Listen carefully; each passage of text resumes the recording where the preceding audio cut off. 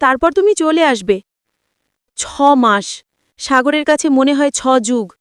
কিন্তু আশার মুখে কথাটা শুনে মনে হলো সময়টা পার হয়ে যাবে। দিন কটতেই চায় না আশা। এখানে আপন বলতে কেউ নেই, কথা বলার একটা মানুষ নেই।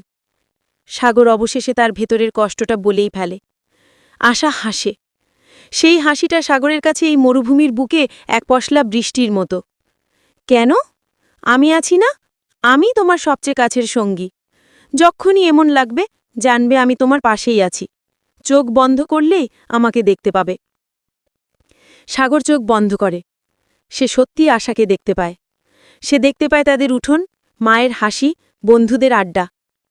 ফোনটা রাখার আগে আশা বলে, এবার ঘুমাও, কাল আবার কাজ আছে। আমি তোমার আশা হয়ে জেগে থাকব। কলটা কেটে যায়। কামরাটা আবার নিস্তব্ধ হয়ে যায়। কিন্তু সাগরের বুকের ভেতরে সেই অশান্তি